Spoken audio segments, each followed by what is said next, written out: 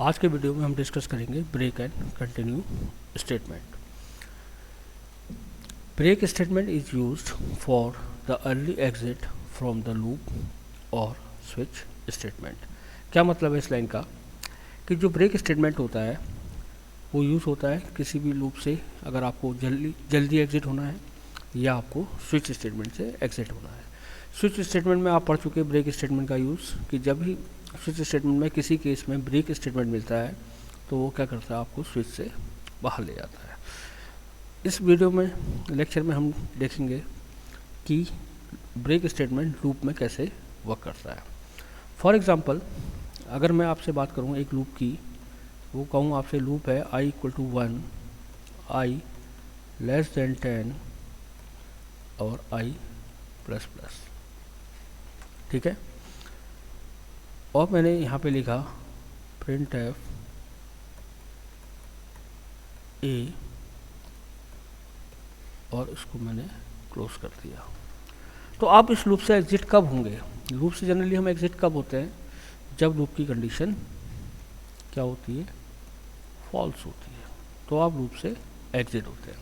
अगर इस प्रोग्राम को अगर आप देखें तो आपका क्या होगा, i 1 से स्टार्ट होगा, 1 = 10, कंडीशन ट्रू, क्या प्रिंट होगा a, i की वैल्यू 2 हो जाएगी, 2 = 10 a, यानी 1 से लेके 9 तक ये 9 a को क्या कर देगा, प्रिंट कर देगा।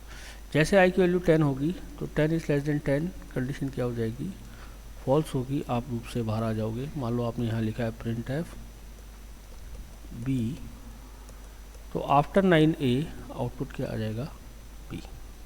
तो ये तो था लूप से एग्जिट हम कब होते हैं, जब लूप की कंडीशन फॉल्स होती है। तो लूप से एग्जिट होने की दूसरी मेथड है कि आप लूप में किसका यूज़ कर लें, ब्रेक स्टेटमेंट का यूज़ कर लें। ब्रेक स्टेटमेंट का मतलब आप चाहते हो कि आपका जो ये लूप है ये 10 टाइम्स ना चले, 9 टाइम्स ना चले, आप उससे पहले ही लूप से एग्जिट हो जाओ।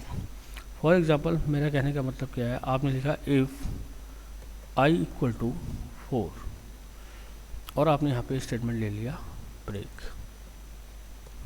ठीक है। तो आप देखिए इस प्रोग्राम का आउटपुट क्या आएगा, i की वैल्यू थी 1, 1 = 10, कंडीशन इज़ ट्रू, क्या प्रिंट हो गया, a। चेक हुआ i = 4, i कितना है 1, 1 = 4, फॉल्स, इफ़ के बाहर आ गए।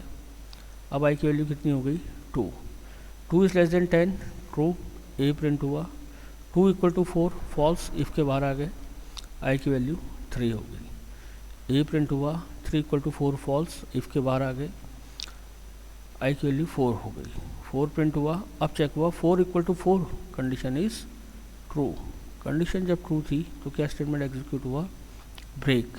अब ब्रेक क्या करेगा, आपके प्रोग्राम को आपके लूप से बाहर ले जाएगा, तो क्या आ जाएगा,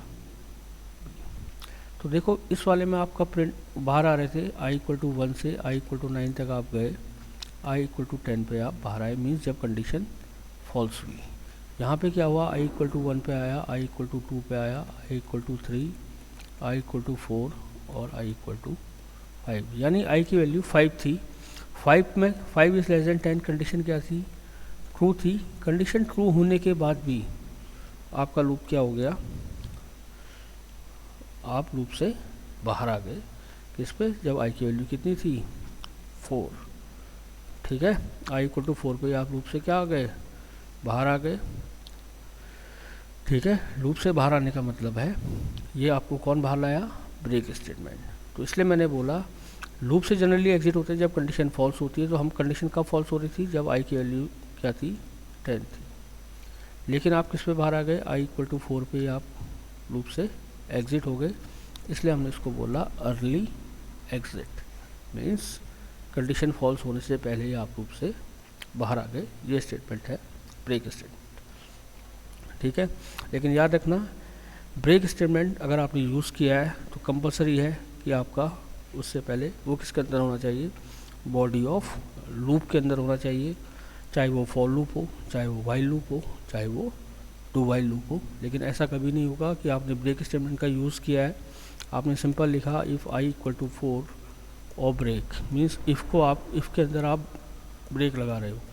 break is not a part of if statement, break is a part of loop statement. ठीक है, अब बात करते हैं कंटिन्यू की। कंटिन्यू स्टेटमेंट क्या होता है?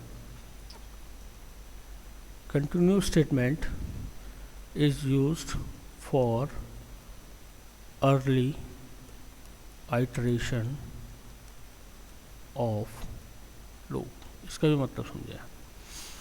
Example, for I equal to 1, I less than 5, I plus plus, आपने लिखा प्रिंट एफ ए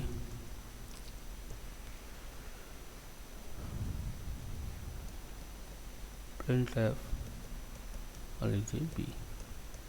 ठीक है, तो हमारा नॉर्मल लूप कैसे चलता है? आई की वैल्यू पहले 1 होगी, कंडीशन चेक होगी, ट्रू है तो बॉडी ऑफ लूप होगी, बॉडी ऑफ लूप के बाद नेक्स्ट आइट्रेशन पे जाएगा। ये हमारा नॉर्मल एग्जीक्यूशन होता है। ठीक है, मीन्स नेक्स्ट आइट्रेशन कब आता है? जब बॉडी ऑफ लूप कंप्लीट होता है। अब देखो आपने क्या करा, एक स्टेटमेंट लिया कंटिन्यू स्टेटमेंट, आपने लगाया इफ़ आई इक्वल टू 3, आपने यहाँ पे लिख दिया कंटिन्यू, और मान लीजिए इसके नीचे भी एक स्टेटमेंट है प्रिंट एफ सी। तो आप कंटिन्यू को समझें तो होगा क्या, मॉनिटर पे आई की वैल्यू थी 1, 1 is less than 5, condition is true, क्या प्रिंट होगा? ए। चेक होगा 1 is equal to 3, condition false, if के बाहर आ जाएंगे, क्या प्रिंट होगा? सी। फिर क्या होगा, क्योंकि बॉडी ऑफ लूप कंप्लीट हो गया, अब कहाँ जाएंगे आप?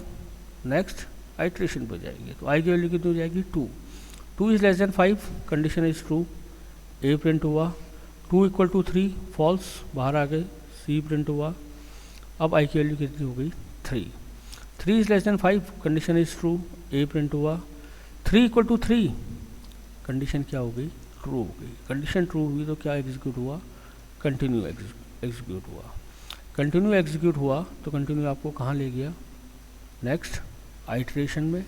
मीन्स लूप की बॉडी कंप्लीट कब होती? जब सी प्रिंट होता। तो लूप की बॉडी कंप्लीट होने से पहले ही आप कहाँ पर आ गए? नेक्स्ट आइट्रेशन पे आ गए।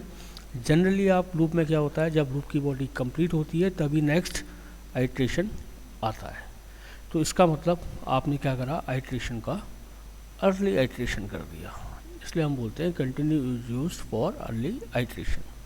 तो अब आई की वैल्यू 3 से कितनी हो जाएगी? 4, 4 पे फिर ए प्रिंट होगा, ये कंडीशन फॉल्स, सी प्रिंट होगा।